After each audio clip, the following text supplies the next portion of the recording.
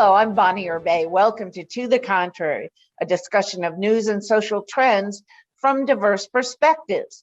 This week in our Women Thought Leader series, we have Amala Ekpunobi.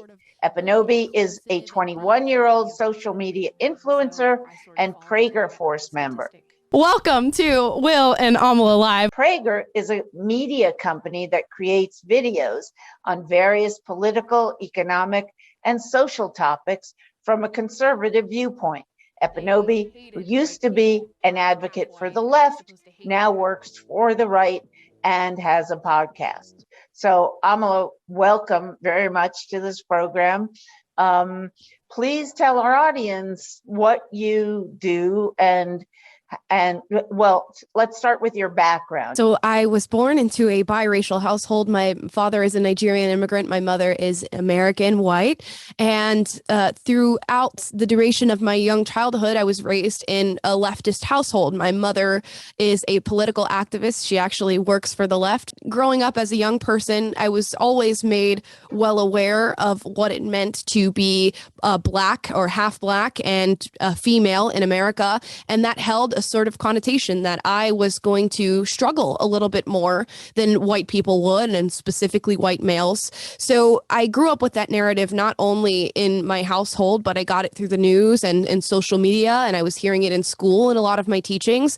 And as a young person, that's going to make you harbor a lot of anger towards not only this country, but its institutions and systems, because I was told that through the narrative that these institutions and systems were pitted against me from the very foundation and their very creation.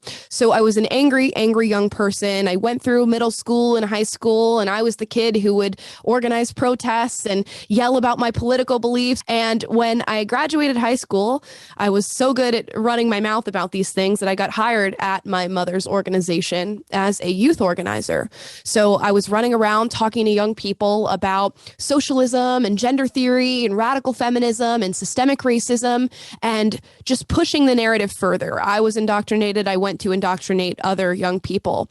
And after about a year or so of doing that job, there was definitely chinks in the armor of the ideology that I held that I was beginning to question. And I brought these questions to the people at my organization, my coworkers, my bosses, my supervisors, and they didn't want to answer my questions. And I think that's pretty emblematic of where we are as a country. Nobody wants to have the tough conversations, and nobody wants to truly find truth. And as a young person, I went to the internet to find answers. And I found Prager U videos and Tom Sowell and Dave Rubin and all these amazing conservatives who were making splashes in the space, and realized that maybe I was not on the right side of history. And about a year or so after that, I started making videos on the internet that went viral out of nowhere, and Prager U picked me up. So here we are. Now, it's certainly understandable that you would find problems with the far left ideology when you're including socialism. But why, if you admit to yourself that there are extremists on both sides who are damaging the public dialogue, damaging the ability of Americans to get along, why do you feel that the right extreme is any less a part of the major problem with America? I do think the right extreme has a massive problem, especially when it comes to communicating what they believe. I wouldn't identify myself as a member of the far right extreme group by any means. I find myself to be what I guess people would call a moderate conservative. I think what people do with Prager U is they look at our videos, look at our content, and they make an assumption that we are somehow some far right extremist media company. But I wouldn't call us that whatsoever. I don't know about the company, but I'm just asking you in particular, do you support former President Trump? In many ways, I do. I don't think his rhetoric or his mouth came to help him in any way, shape, or form. But I do think there was a lot of policies that he instituted during his presidency that was quite helpful. We saw an economic boom during his presidency. I think what we focused on a lot and what he got himself in trouble with is his, again, rhetoric, his mouth. I don't think he was a proper communicator. And I think you show a troubled country when someone like that is the president of the United States. Okay, and he's going to run again, it seems like, in 24. What do you think will happen to democracy if he wins? I think we're going to see some very, very polarized times. I don't see the divide being mended on either side. I don't see a lot of effort to mend the divide on either side. And if we get a second Trump presidential run, which I hope we do not, I think the polarization is only going to continue and everybody's going to contribute to it. It's the people who support him. It's the mainstream media who chooses to run propaganda rather than truth. And it's the people on the far left who shout out about patriarchy and racism when there's very little evidence to support those claims. I think we're going to see America get a lot worse before it gets any better.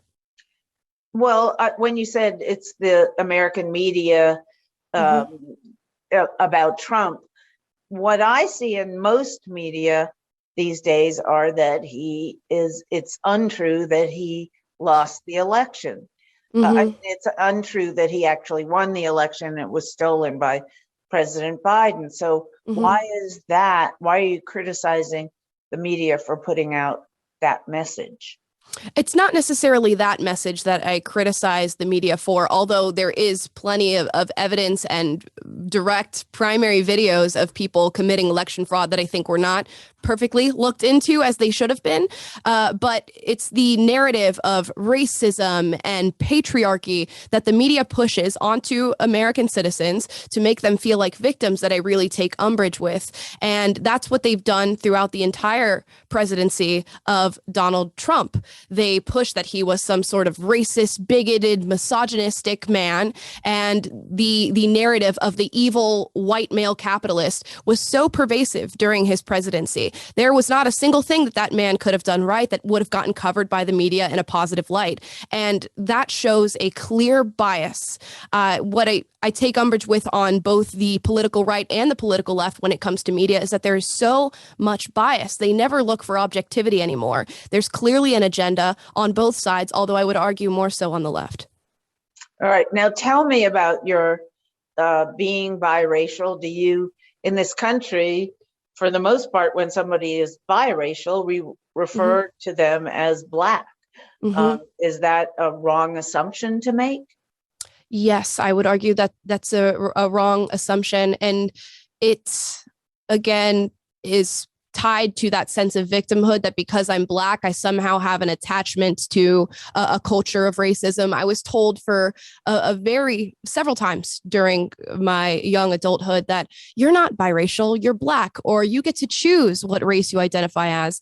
And that's not objective. Your race is not a subjective thing that you get to choose what you identify as. I was born to a white mom and a Black father. Therefore, I am biracial. Have you had discussions with women of color, with Black women about your perspective? And if so, how did the conversations go? When I have had conversations about race and identity from the leftist standpoint with women of color, it tends to be, well, that's how you are perceived by the general public. When you walk out your front door, people don't look at you and go, there's a biracial female. They look at you and say, there's a Black female. Police look at you and say, there's a Black female. And of course, that is not the case. Interesting. And how does being biracial versus being Black change your position in society, your view of society, your view about racism in America? It doesn't change it whatsoever, I would say. And I think the heart of the issue is that we think race changes the way that people think and the way that people perceive their society. And I think that's what's really toxic about what the left purports. And it's that because you were born Black, because your skin's a little bit darker than the white person across the street, life is different for you. You view things differently. You should have a certain mindset that is attached to that race or that part of your identity. And that reduction of somebody down to a box that you've created based on their race is very, very harmful. Nobody should look at me and say, well, there's a Black female. I expect this out of her mouth. I expect her to believe this. And as soon as we do that, we've taken away from the conversation. We've taken away from unity. Where have you ever experienced any kind of racist treatment? Oh, absolutely. In my young life, I've been called the N-word at school and had racial slurs thrown at me. I was called an Oreo as a kid. So there's definitely been several instances where race has gotten negative. My race has gotten negative feedback. Your career is very young at this point, but have you ever felt that your career was impeded by a racist who had some kind of control over your future, your job, your promotion? Oh, absolutely not. And I think that's another narrative that I think has very little evidence to support.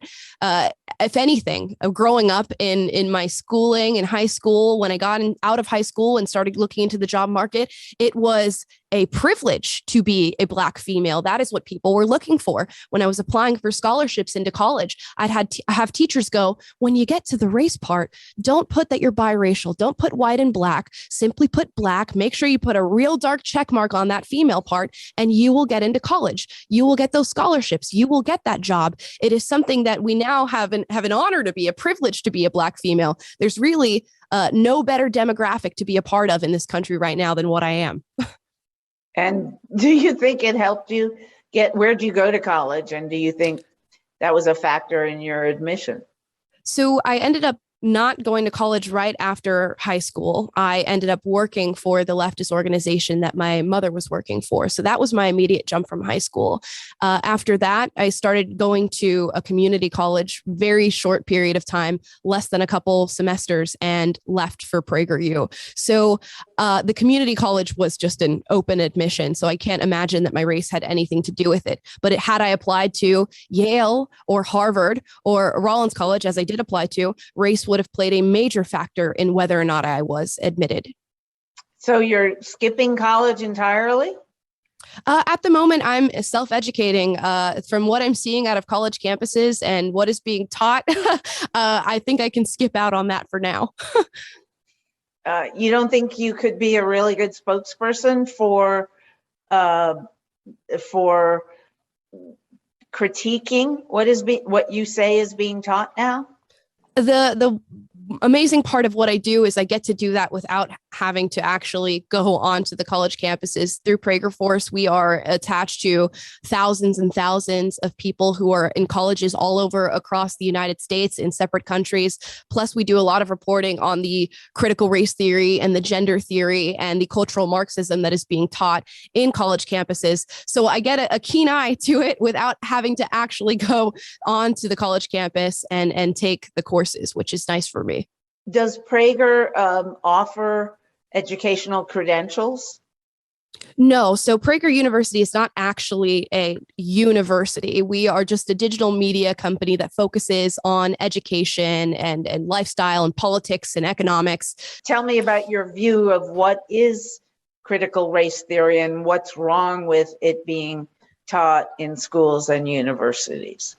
Sure. So critical race theory, the left would say now that it is a law theory that essentially purports that America's systems and institutions have some sort of systemic racism baked into them. They evidence this with Jim Crow and slavery and say that the institutions built during that time still harbor some of that systemic hatred of people of color.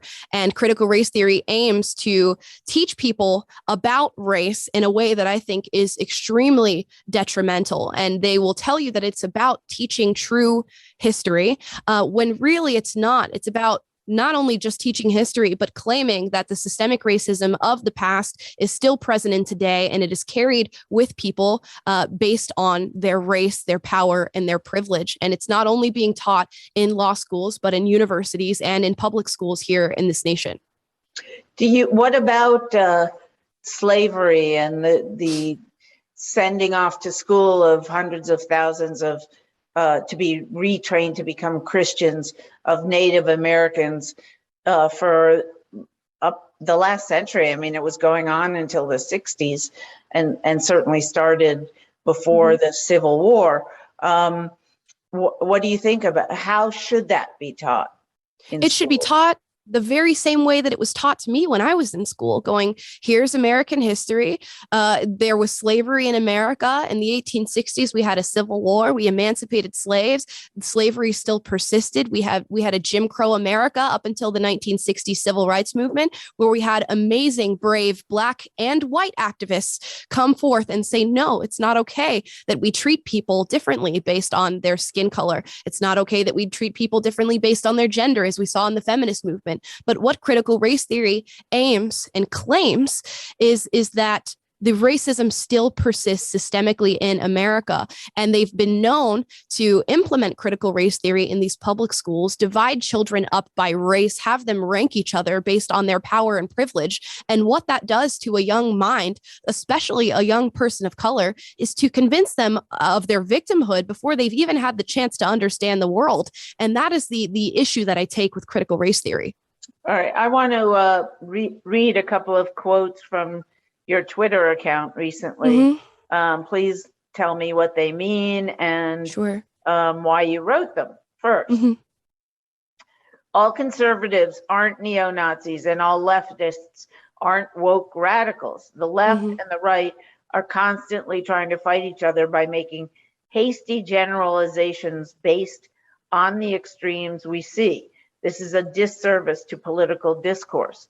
And then the second one, if you refuse to admit that someone has done something right simply because you disagree with them ideologically or you fall on different sides of the aisle, you are contributing to the divide. Which side, if either, do you think is more guilty of that these days? And I include, that we're, as we speak, it's about a year after the January 6th insurrection at the Capitol. I would argue that the left, the political left, specifically the minority woke left, is far more contributory to that.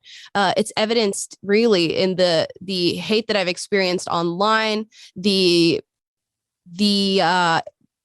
expressed anger when conservatives try to go and speak on college campuses. It's not an anger that we share with them when leftists try to come and speak on campuses. The riots that happened after George Floyd, the censorship that's happening with big tech. There is so much evidence to show that the left is far more aggressive when it comes to stamping out dissident opinions and keeping conservatives from sharing what their beliefs are.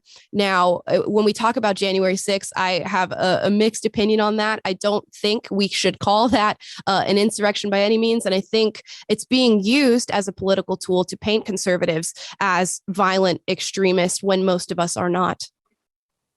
How can you say that when I was listening to one of the Capitol police officers who was almost killed at the Capitol? He was tasered. How can you say that this was just freedom of expression?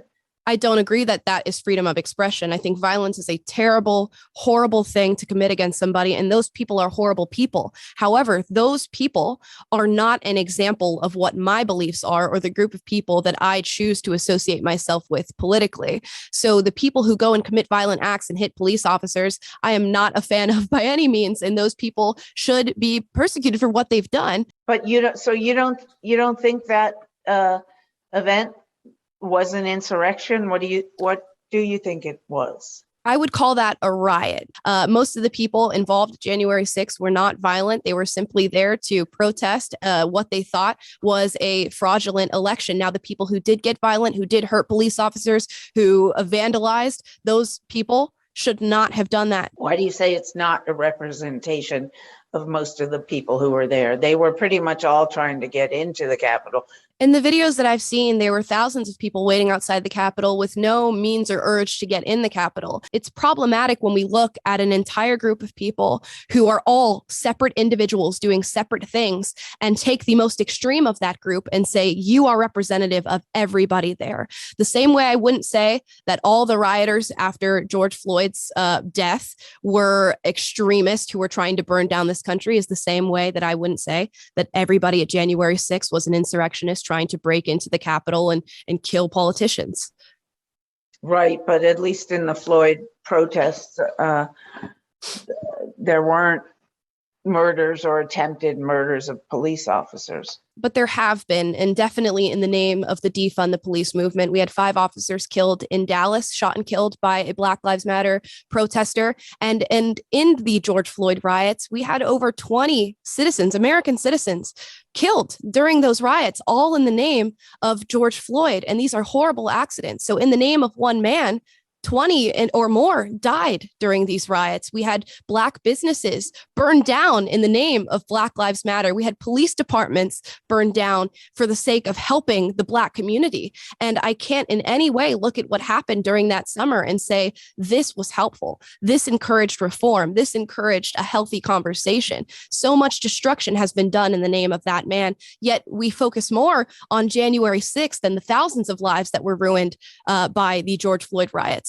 What do you think it'll take to stop, to satisfy the people who are running the Black Lives Matter movement, and so that they will stop having protests? That is a great question. And I think there is nothing that you could do to satiate the desires of the Black Lives Matter movement. And we've seen that because they continue to run with their narrative, even though in several cities, the police have been defunded. And we've seen the chaos that that's brought on, the rising in crime. And it doesn't matter how many times you point out the flaws in their narrative. What Black Lives Matter advocates for is going to destroy the Black community and the Black family. The very things, the very communities that they claim to be wanting to help are the ones that will be decimated by the policies that they advocate for. And until they are in complete power of everything and anything, and they see our institutions and systems either completely reformed or abolished, they will never be happy. What do you think it's going to take, last question, to get this country back together, if anything? What it truly takes is all of us sitting down and saying we are all individuals. We are individuals with different ideals. There is no attachment of ideas based on your race. There is no attachment of ideas based on your gender. And we need to have that conversation and identify really a common enemy. If we both sat down on the left and right now and said, you know what, regardless of what you think our country should look like or what you think our country should look like, can we agree that the media is lying to us, that these corporations are creating a world where the American dream is no longer going to be possible? And can we unite behind that fight and go after the corporations, go after the mainstream media, go after the government that wants to usurp our daily freedoms with lockdowns and mandates and regulations? If we fought that fight together, that would do a lot for unity. It's funny, but when until you got to the part about the government mandates, you sounded like a leftist. You know, going after the corporations that are making it impossible for people to get where they want to get economically and that sort of thing. So do you still feel like part of you has a bit of leftist ideology left? I would say the left has now shifted. So the left used to be the ones who were anti-establishment, anti-corporation. Now they're no longer that. They're very much pro-corporation. That's why all these corporations run all these leftist narratives and campaigns through their ads and on social media. What do you think all those in New York City, all those anti-Occupy Wall Street demos were about? They were leftists protesting against corporate control of too many assets in America. Yep.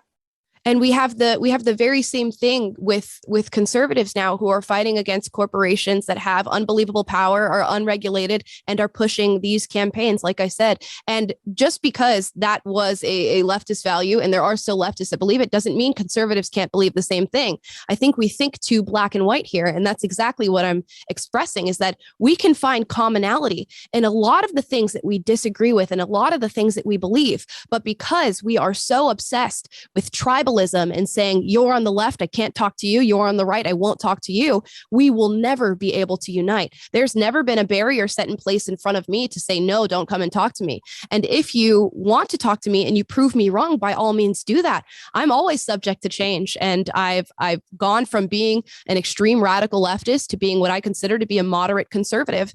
And if somebody wants to come and challenge something that I believe, by all means, come and have the conversation. I invite you to prove me wrong. Well, thank you so much, Amala, for your time, for your thoughts. And thank you. Let's hope that maybe you can build a movement to start getting this country back together before it crumbles and dies. I hope so.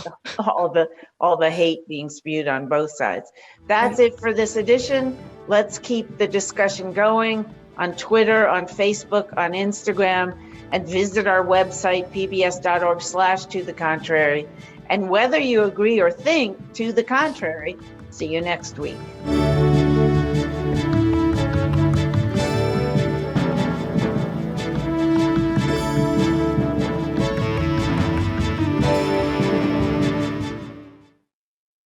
Funding for To the Contrary provided by the E. Rhodes and Leona B. Carpenter Foundation, the Colcom Foundation, and the Charles A. Freoff Foundation.